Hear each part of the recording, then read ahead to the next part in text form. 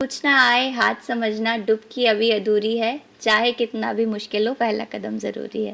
मुझे ऐसा लगता है कि अभी तक की मेरी करियर में जो सबसे डिफ़िकल्ट चीज़ रही है वो यही रही है। फिर मेरे पास 2 ऑप्शन आ गए कि मैं अब या तो बोर्ड्स दे सकती हूँ या तो मैं चैम्पियनशिप खेल सकती हूँ। वो मेरे लिए फर्स्ट टाइम अपॉर्च्युनिटी हो।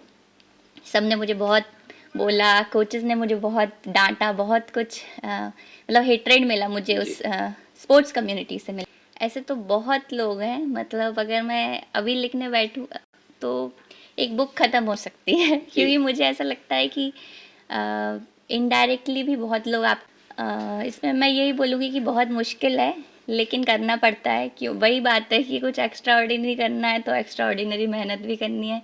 कुछ प्लान्स तो हैं, मैं डेफिनेटली कुछ बड़े गोल्स पे अपनी नज़र गड़ाए हुए हूँ लेकिन अभी बोलना नहीं चाहती क्योंकि अब आपके शहर अशोकनगर में रुद्रा स्पोर्ट्स, यहाँ सभी प्रकार की स्पोर्ट्स सामग्री, शील्ड, ट्रॉफी, मोमेंटो और अन्य खेल संबंधित वस्तुएं उचित दामों पर उपलब्ध हैं। पता तायड़े कॉलोनी, नवचेतन स्कूल के पास, अशोकनगर। खेल से जुड़ी हर जरूरत का एकमात्र समाधान रुद्रा स्पोर्ट्स। नमस्कार, मैं Sachin Sharma M9 India news पर एक बार फिर आपका स्वागत करता हूं। हमारे खास कार्यक्रम एक शख्सियत में इस बार फिर एक नई शख्सियत हमारे साथ में शामिल है और ये शख्सियत एक ऐसी शख्सियत है जिसने 9 साल की उम्र से जब झंडे गाड़ना शुरू किए तो आज उम्र के उस 23 से 24 साल की उम्र में भी झंडे गड़ते ही जा रहे हैं।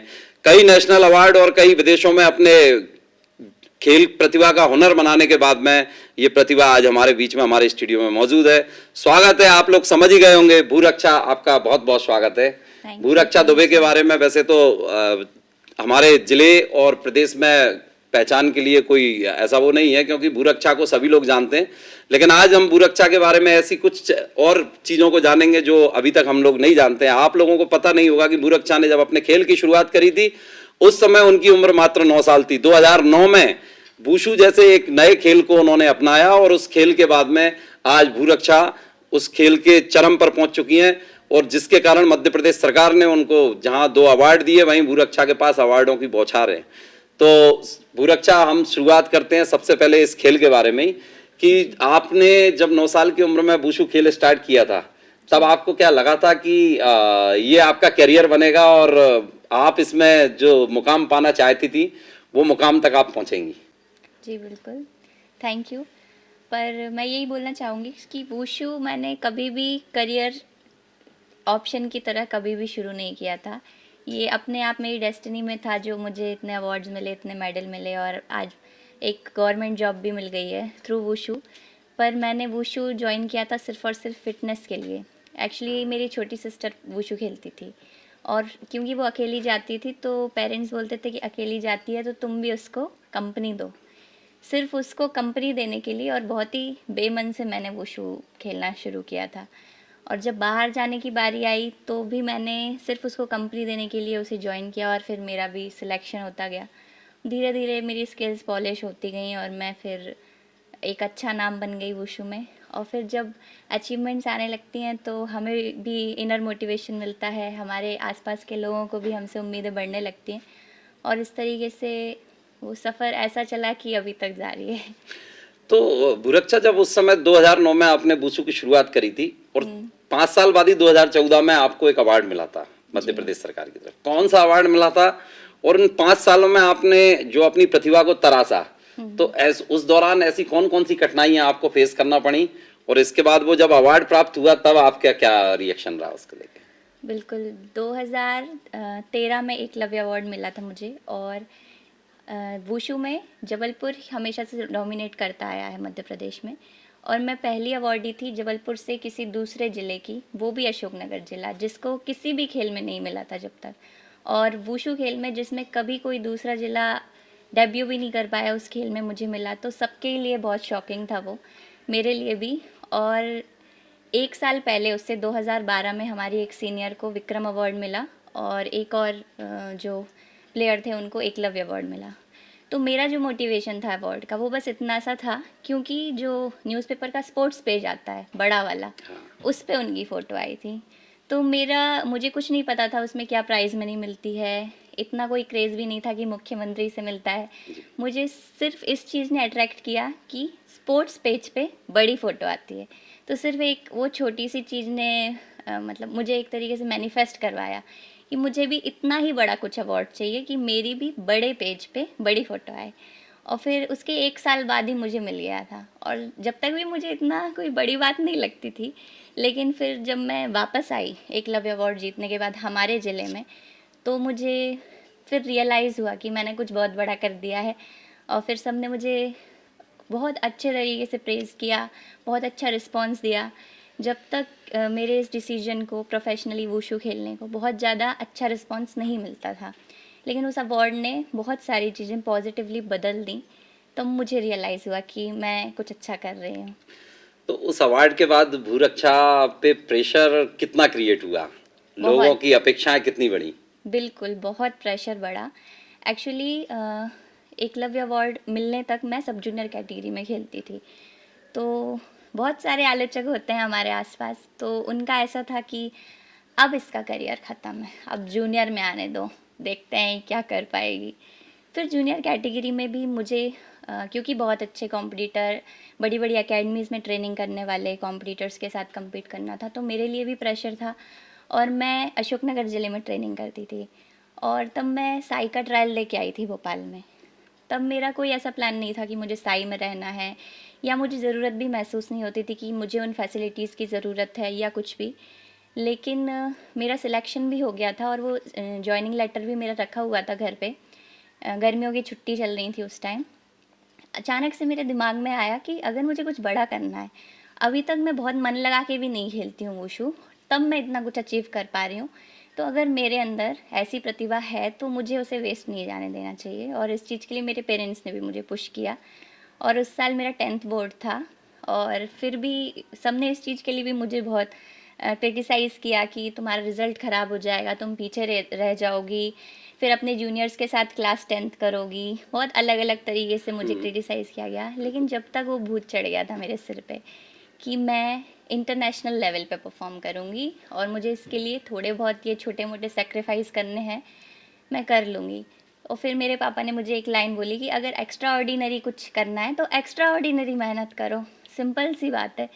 तो फिर मैंने कहा ठीक है, मैं रेडी हूँ एक्स्ट्रा ऑर्डिनरी मेहनत करने के लिए, और फिर मैं भोपाल चली गई, और फिर मैंने साई में ट्रेनिंग करी। देखिए मतलब कितना बिल्कुल अलग बात है कि ये एक युवा पीढ़ी के लिए एक बहुत बड़ा मैसेज भी है आपकी तरफ से कि अगर आपको कुछ अलग करना है तो अलग मेहनत भी करना पड़ेगी, और अलग करने के लिए आपने जिस तरीके से पढ़ाई, अच्छा ये बताइए कि जो साथ में जब उस समय आपका ये जो ट्रेनिंग का जब दौर था, हाँ उस दौर में पढ़ाई भी आपके लिए एक बड़ा चैलेंज थी, जी, तो इन दोनों के बीच कैसे सामंजस्य बनाया, कैसे, क्योंकि साई में जब आप रहीं भोपाल में तो ट्रेनिंग टाइम भी बहुत ज्यादा देना पड़ता होगा, बिल्कुल। उसमें थक भी जाते होंगे, और इसके बाद में पढ़ाई, तो कैसे सामंजस्य बनाया जो उन बच्चों के लिए भी आपकी तरफ से सीख होगी जो वर्तमान में जो बोलते हैं कि, या उनके पेरेंट्स बोलते हैं कि खेलोगे तो पढ़ोगे नहीं, और पढ़ोगे तो खेल में नहीं आ पाएंगे, तो कैसे सामंजस्य बनाया, उनके लिए एक बहुत बड़ा मैसेज होगा ये। बिल्कुल, मुझे ऐसा लगता है कि अभी तक की मेरी करियर में जो सबसे डिफ़िकल्ट चीज़ रही है वो यही रही है, क्योंकि मेरे पापा का ऐसा था कि मैं स्पोर्ट्स में अच्छी हूँ तो मैं करूँ, लेकिन मम्मी का ऐसा था कि पढ़ाई में कहीं पीछे मत रह जाना, क्योंकि मैं पढ़ाई में हमेशा से ही अच्छी थी। तो उनका ऐसा था कि वो लॉस में नहीं जाना चाहिए वो चीज़। और मैं भी ऐसी थी, बहुत कॉम्पिटिटिव हूँ मैं शुरू से ही। मुझे किसी भी चीज़ में पूरा दिल दे के मेहनत करो, और एवरेज मत रहो किसी भी चीज़ में। तो मेरा ऐसा विजन रहता है हमेशा से, और मैं कोशिश करती हूँ कि मैं अच्छे से अच्छा कर पाऊँ। मैं जैसे साई में गई, उस साल ही मेरा वर्ल्ड चैम्पियनशिप के लिए सिलेक्शन भी हुआ, लेकिन 10th बोर्ड आ गए और क्लैश कर गई डेट्स। ओके, और उस साल मैं, फिर मेरे पास 2 ऑप्शन आ गए कि मैं या तो बोर्ड्स दे सकती हूँ या तो मैं चैम्पियनशिप खेल सकती हूँ। उससे पहले मुझे इंटरनेशनल के लिए मौका मिल चुका था, तो ऐसा भी नहीं था कि वो मेरे लिए फ़र्स्ट टाइम अपॉर्चुनिटी हो। सब ने मुझे बहुत बोला, कोचेज़ ने मुझे बहुत डाँटा, बहुत कुछ मतलब हेट्रेड मिला मुझे उस स्पोर्ट्स कम्युनिटी से मिला, ओके, क्योंकि मैंने बोर्ड्स को चुना। और ये डिसीजन मेरे पेरेंट्स ने पूरी तरीके से मेरे ऊपर छोड़ दिया था। तो 13-14 की एज में मैंने खुद के लिए ये डिसीजन लिया कि मैं अगले साल इंटरनेशनल खेल लूँगी, मुझे बोर्ड्स देने हैं। तो बहुत सारे, मतलब इस पूरे इतने लंबे टाइम स्पैन में बहुत बार ऐसा हुआ कि मुझे एक चूज़ करना था, और मैंने दोनों को बैलेंस करने की कोशिश की है। साई में भी हमारा ट्रेनिंग शेड्यूल ऐसा रहता था कि हम दिन में 3 टाइम ट्रेनिंग करते थे, एक मॉर्निंग सेशन, एक नून सेशन और एक इवनिंग सेशन। उसके बीच में सब बच्चे सोते थे, रिकवरी लेते थे और मैं पढ़ाई करती थी। तो बहुत डिफ़िकल्ट रहा, कभी रेस्ट नहीं कर पाई, लेकिन मुझे कोई गम नहीं है इस बात का, क्योंकि अभी मैं मास्टर्स इन फ़िज़िकल एजुकेशन हूँ और हायर स्टडीज़ के लिए भी तैयारी कर रही हूँ, और साथ ही साथ जितना मैं अचीव कर सकती थी वो भी मैं करने की पूरी कोशिश कर रही हूँ। तो मुझे ऐसा नहीं लगता कि कोई भी मेहनत कभी भी वेस्ट जाती है, वो आपको आउटकम देती ही देती है। तो मतलब इससे आपकी जो कहानी है उसके से ये तो सीधा क्लियर हो ही रहा है कि परिवार का बहुत सपोर्ट रहा है आपको। बिल्कुल। और निश्चित तौर पर अगर कोई अगर खेलों में अपना करियर बनाना चाहता है तो सबसे पहले उसकी जो रिक्वायरमेंट है वो परिवार का सपोर्ट होना जरूरी है। जी। ठीक है, परिवार के सपोर्ट होने के साथ साथ अब हम बात करते हैं जैसे अपना कि अभी जो भूरक्षा का जो पूरा कैरियर रहा है, जो लगभग 9 से शुरुआत किया, लगभग 15 साल का एक बड़ा कैरियर होता है, और 15 साल तक एक खेल को हमने जिस तरीके से पूजा या उसको हमारा प्रेयर बना दिया, तो इस 15 सालों में भूरक्षा को आगे बढ़ाने में किन किन लोगों का बड़ा योगदान रहा? ऐसी कौन कौन नाम है? मैं थोड़ा सा हम लोगों के दर्शक भी जानना चाहेंगे इसके बारे में। बिल्कुल। ऐसे तो बहुत लोग हैं, मतलब अगर मैं अभी लिखने बैठूँ तो एक बुक ख़त्म हो सकती है क्योंकि मुझे ऐसा लगता है कि इनडायरेक्टली भी बहुत लोग आपको इन्फ्लुएंस करते हैं। जी। तो ऐसा समझिए कि मेरे बुरे वक्त में जिन्होंने ट्रेनिंग में मुझे एक ए भी सिखाया, तो वो भी मेरे लिए एक इंस्पिरेशन है। लेकिन मैं फिर भी बहुत मुख्य रूप से बोलूँ तो मेरे फादर, जी। मेरी मदर और मेरी छोटी बहन कौशिकी का बहुत ज़्यादा इसमें मैं बोलूँगी कि क्रेडिट उसको जाता है, क्योंकि जहाँ मेरा बिलीव ख़त्म हो जाता है वहाँ उनका बिलीव शुरू होता है। बहुत सारे पॉइंट ऐसे आ जाते हैं जब आप बिल्कुल टूट जाते हो, जैसे अभी पिछले जून में मैं इंजर्ड हो गई थी, मेरा लिगामेंट टियर हो गया था पैर का, और मैं चल भी नहीं पा रही थी उस समय। तो उस समय मैं शेयर भी नहीं कर पा रही थी अपने घर पे कि मैं कैसे बताऊं कि इतनी ज़्यादा चोट लग गई है मुझे, और उस समय मेरे पास जॉब भी नहीं थी। हालांकि अवार्ड आ गया था, लेकिन मतलब ये क्लैरिटी हो गई थी कि जॉब मिलने वाली है, लेकिन उस समय मेरे पास जॉब भी नहीं थी। और जब इंजर्ड हो जाते हो आप तो लगभग आपका करियर ख़त्म सा हो जाता है, स्पोर्ट्स करियर, वो वापस कम बैक करना बहुत मुश्किल है। होता है। तो मैं बहुत ज़ीरो पे खड़ी थी उस समय, तो उस समय उसने मुझे बहुत सपोर्ट किया मेंटली, और उसने मुझे इतना सपोर्ट किया, इतना बैकअप किया। उसके बाद मेरा कोई प्लान नहीं था कम बैक करने का, क्योंकि डॉक्टर्स ने भी मना कर दिया था, सर्जरी के लिए बोल दिया था। लेकिन फिर रिहैब करते करते थोड़ा सा स्ट्रेंथ अपने मन से ही लाके, और फिर मैंने कम बैक किया, नेशनल गेम्स में सिल्वर आया है। हाँ, नेशनल गेम में अभी आपका सिल्वर भी प्राप्त हुआ। मैं यही एक फिर से एक सवाल वही जहन में उठ रहा है कि जिस प्रकार पढ़ाई के साथ सामंजस्य बनाया, उस समय आपके ऊपर परिवार के लोगों का ये था कि आपको डिसीजन लेना है। जी। वर्तमान में आप जॉब में हैं, हाँ। तो जॉब में अब खेल के साथ में जॉब में, तो क्या ऐसा मतलब मान के चलें कि वहाँ कैसे सामंजस्य में बन पा रहा है आप जॉब के साथ, क्योंकि जॉब में भी फुल टाइम देना पड़ता होगा। जी बिल्कुल। इसमें मैं यही बोलूँगी कि बहुत मुश्किल है, लेकिन करना पड़ता है। क्यों, वही बात है कि कुछ एक्स्ट्रा ऑर्डिनरी करना है तो एक्स्ट्रा ऑर्डिनरी मेहनत भी करनी है। थोड़ा टाइम मैनेज करती हूँ, थोड़ा ज़्यादा एक्स्ट्रा जल्दी उठती हूँ, फिर अपना वर्कआउट पूरा करती हूँ, उसके बाद फिर ऑफिस की तैयारी करती हूँ, इसके बाद वापस आके फिर अपनी भी पढ़ाई करती हूँ। पर इससे मुझे ये बहुत अच्छा लगता है कि मेरी पोस्टिंग मेरे होम टाउन में हुई है, तो मैं रात को मम्मी पापा को देख के सोती हूँ, अच्छा। तो मेरी रिकवरी हो जाती है। ओके। तो ये जो आज जो भूरक्षा जिस मुकाम पर खड़ी हुई है, जी। क्या भूरक्षा वहाँ संतुष्ट है कि आगे कोई बड़ा टारगेट भूरक्षा ने अभी बना रखा है? देखिए, संतुष्ट तो कोई कभी नहीं होता है। संतुष्ट तो नहीं बोलूँगी, जी। अभी हैं, बहुत टारगेट हैं अभी तो, और मैं रिटायर्ड तो बिल्कुल नहीं हुई हूँ। और स्पोर्ट्स में भी अभी मेरे कुछ और गोल बाकी हैं, वो भी पूरा करना है मुझे, और स्टडीज़ में भी मेरे कुछ और गोल बाकी हैं, वो भी मुझे पूरा करना है। लगी हुई हूँ अभी मैं, जल्दी डिस्क्लोज़ करूँगी उसके बारे में। अच्छा भूरक्षा, कई बार तुम्हारा विदेशों में भी जाना हुआ है और दूसरे देशों के खिलाड़ियों से कंपटीशन रहा है। अगर हम संसाधनों की बात करते हैं तो निश्चित तौर पर हम कहीं ना कहीं ऐसा आपको भी लगा होगा, तो उस समय जब उन लोगों से आपका कंपटीशन चला और उस कंपटीशन में भी आपने कई बार अच्छे अच्छे लोगों को पराजित करके आगे बढ़ी हैं, हाँ। तो क्या आपको कई बार ऐसा फील हुआ कि यार ये चीज़ और मेरे पास होती तो मैं इससे और बेस्ट कर पाती? ऐसा कभी मतलब जहन में ऐसा सवाल आए होंगे? हालांकि किसी से शेयर नहीं किया होगा, लेकिन आज हम चाहते हैं कि आप हमारे चैनल पे इस बात को शेयर करें।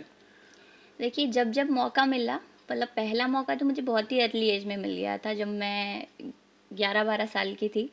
तो तब तो क्या रिसोर्सेज और क्या फैसिलिटी कुछ पता ही यस, नहीं रहता बिल्कुल है। उस समय तो तब तो मुझे यही बहुत बड़ी बात लग रही थी कि स्क्रीन पे भूरक्षा लिखा है और साथ में इंडिया का फ्लैग है, तो यही बहुत बड़ी बात लग रही थी मुझे। और फिर जो साथ में सीनियर्स थे, उन्होंने समझाया कि नहीं, ये बहुत बड़ी अपॉर्चुनिटी है, तुम्हें अच्छे से परफॉर्म करना है, लाइटली नहीं लेनी है। तो फिर अच्छे से परफॉर्म किया। जब वहाँ से वापस आई तो रियलाइज़ हुआ कि अच्छा करना है, एक रिस्पॉन्सिबिलिटी है, देश का नाम जुड़ा है पूरे। अब 16 साल इस गेम में रहने के बाद अब मुझे ये चीज़ें समझ में आती हैं कि फैसिलिटी क्या होती है, रिकवरी क्या होती है। और फिर भी मैं ये बोलूँगी कि जितना हमारी इनर स्ट्रेंथ हमें सपोर्ट क्षमता करती है, है, बिल्कुल। उससे ज़्यादा मुझे नहीं लगता कुछ और चीज़ ज़्यादा इम्पोर्टेंट है। इम्पोर्टेंट है फैसिलिटी, लेकिन हम इंडियंस के ब्लड में ही है स्ट्रेंथ, तो हम इंटरनेशनल कॉम्पिटिटर्स को आराम से चित्त कर सकते हैं।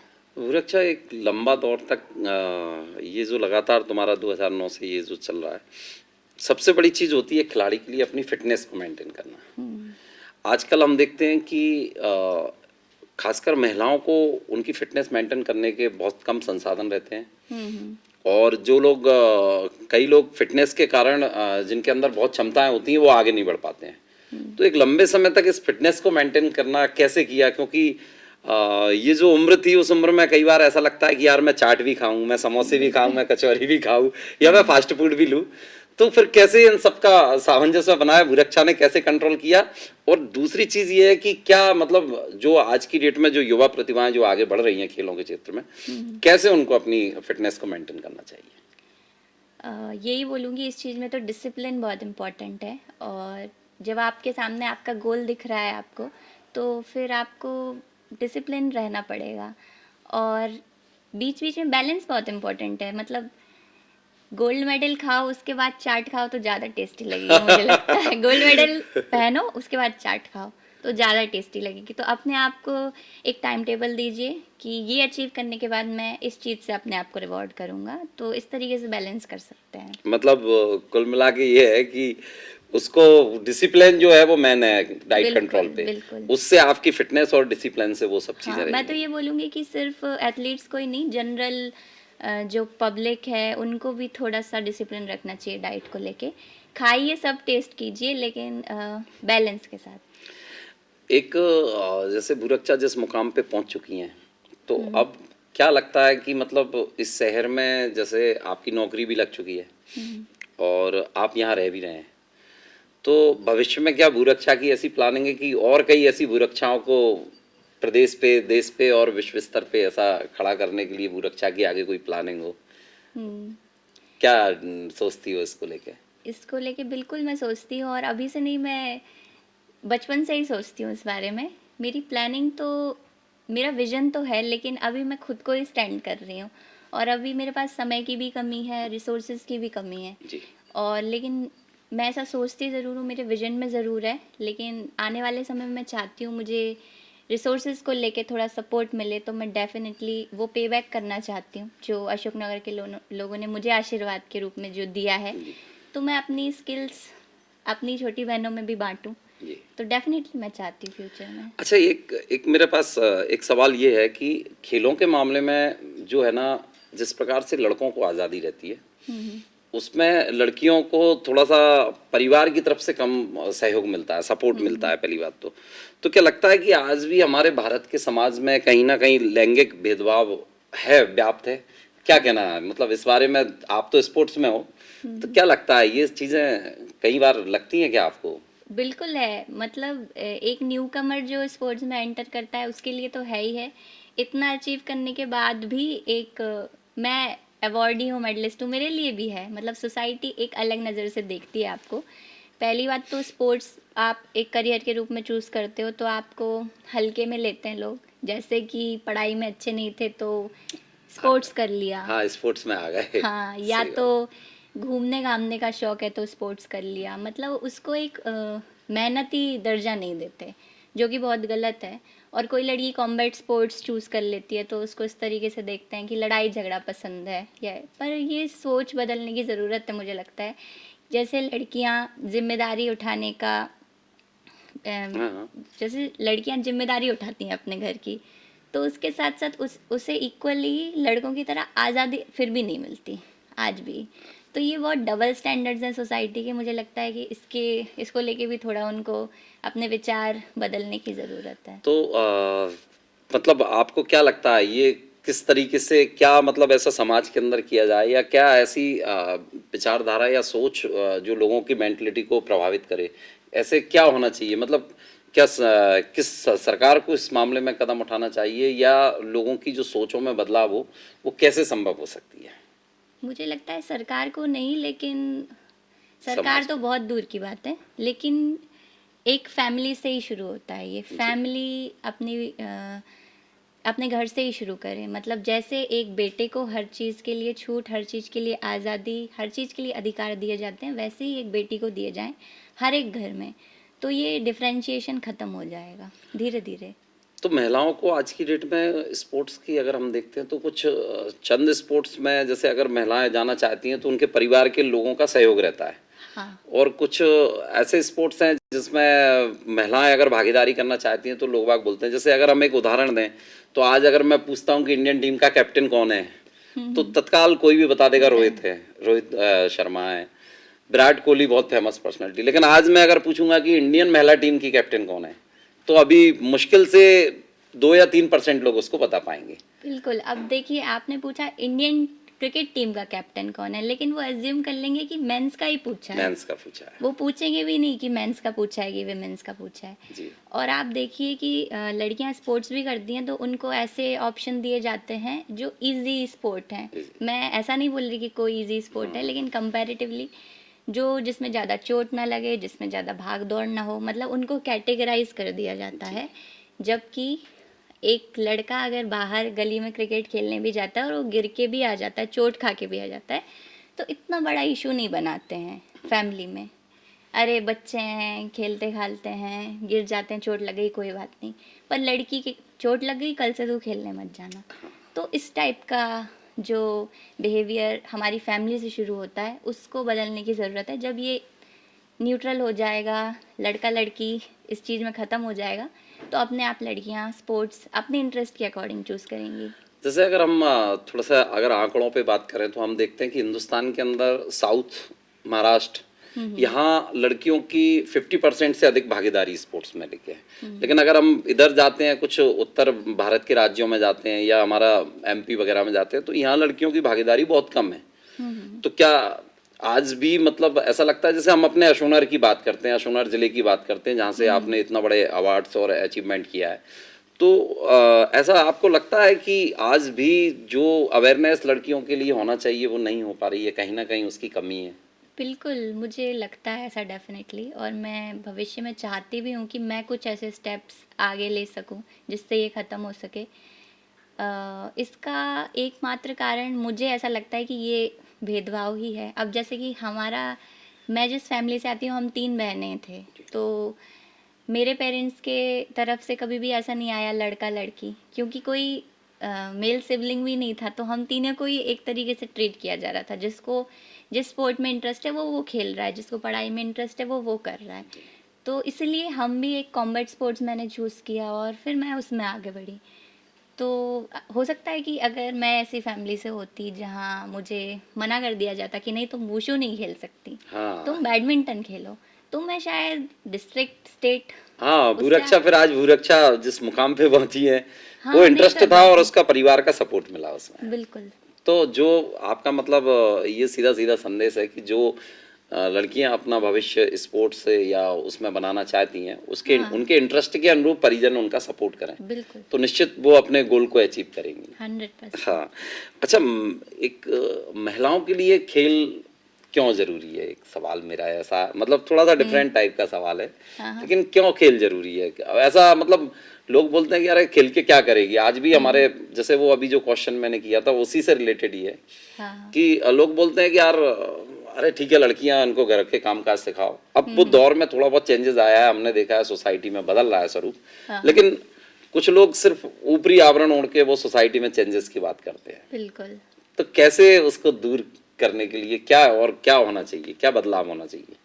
मैं ये बोलूँगी कि स्पोर्ट्स सिर्फ एक करियर ऑप्शन के तरीके से मत देखिए आप, एक रिक्रिएशन के तौर पे देखिए, क्योंकि आजकल लड़कियां हर कुछ तो कर रही हैं। मतलब 100% में से 10% लड़कियां ही हैं जो खुद से एक करियर इस्टेब्लिश करना नहीं चाहती। 90% इवन 95% प्लस लड़कियां एक करियर इस्टेब्लिश करना चाहती हूँ, पर घर की जिम्मेदारी तो लड़कियों पे ही रहती है। तो करियर भी देखना है, फिर अपने घर को भी देखना है, फिर अपने आप को भी देखना है, तो वो रिलैक्स कब करेगी? तो उसके रिक्रिएशन के लिए भी, और इतनी सारी बॉडी चेंजेस होते हैं फीमेल बॉडी में ड्यूरिंग बचपन से लेके बुढ़ापे तक, तो वो सब भी एक फ़िटनेस मेंटेन करने के लिए भी मुझे लगता है स्पोर्ट्स बहुत ही ज़रूरी है। और मैं ये बोलूँगी कि स्पोर्ट्स लाइफ का एक बहुत ही इम्पोर्टेंट पार्ट है। चाहे आप करियर के रूप में मत खेलिए, लेकिन खेलिए ज़रूर। तो बुरक्षा, अभी तक जो तुम्हारा स्पोर्ट्स का जो वो रहा है, पूरा दौर रहा है, इस दौर में ऐसे कौन कौन से अवार्ड्स हैं जो बुरक्षा के खाते में हैं, और ऐसे कौन से अवार्ड रह गए जिस पर बुरक्षा की नज़र है कि वो शीघ्र ही प्राप्त होंगे? मुझे 2013 में एकलव्य अवार्ड मिला मध्य प्रदेश शासन के द्वारा। 2022 में मुझे विक्रम पुरस्कार मिला मध्य प्रदेश शासन के द्वारा। 21 में मुझे भारत सरकार द्वारा outstanding athlete of Sai award मिला। और ये एकलव्य तो फिर भी मैंने मैनिफेस्ट किया था, विक्रम भी किया था, लेकिन फिर वो इतनी जटिल प्रक्रिया हो गई थी कि एक मोमेंट पे मैंने ऐसे छोड़ दिया था कि शायद नहीं मिलेगा, और फिर वो उस साल मिला जब मैंने बिल्कुल भी एक्सपेक्ट नहीं किया था।